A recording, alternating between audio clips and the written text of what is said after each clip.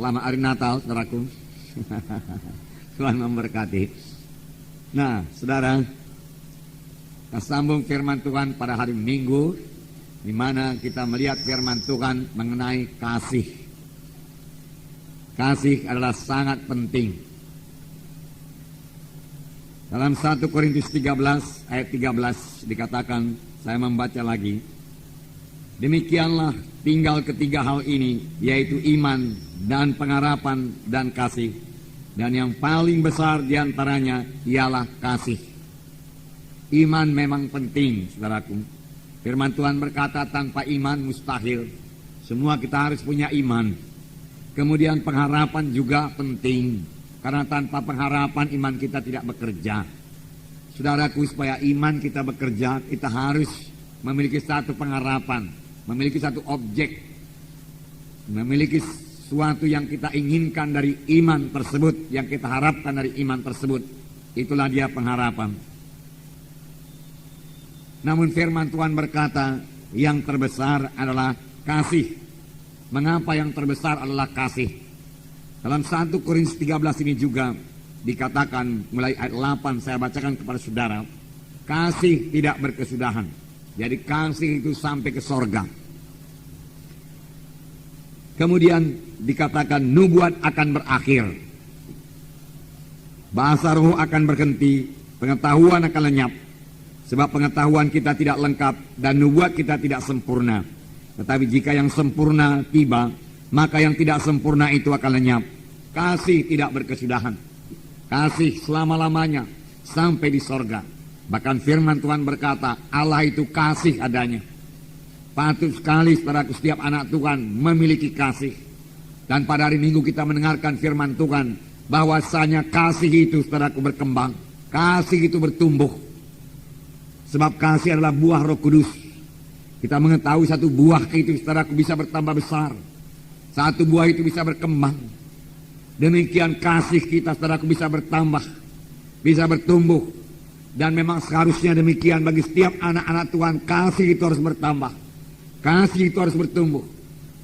Kasih itu kekal selama-lamanya. Dan firman Tuhan berkata nubuat akan berakhir. Di sorga kita tidak perlu bernubuat lagi. Kita sudah bertemu muka dengan Tuhan Yesus. Tidak ada rahasia yang tersembunyi lagi. Kita mengetahui segala perkara. Jadi saudaraku, nubuat tidak perlu di sorga. Apalagi bahasa roh. Bahasa roh juga akan berhenti. Sekaranglah kita perlu berbahasa roh. Bahasa roh meneguhkan iman kita. Bahasa roh kita berkata-kata dengan Tuhan. Tetapi nanti saudaraku kita sudah bertemu dengan Tuhan Yesus, saudaraku.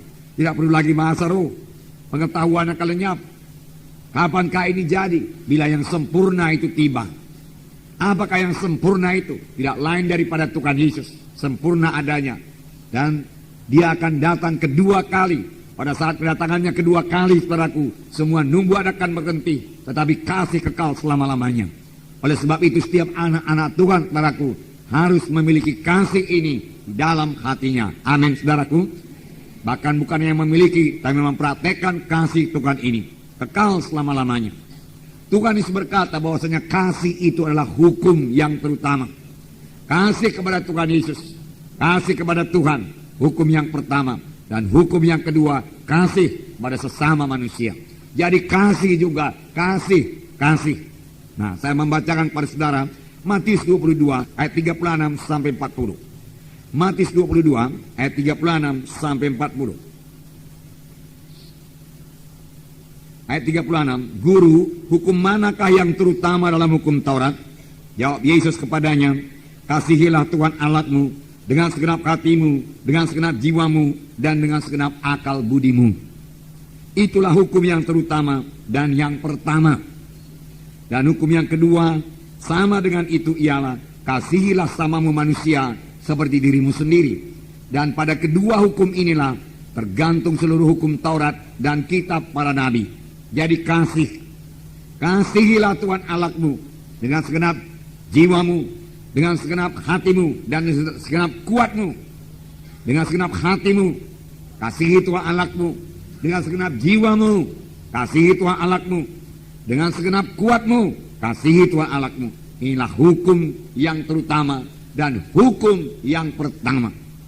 Dan Tuhan Yesus menambahkan hukum yang kedua, yaitu mengasihi sama manusia seperti diri kita sendiri.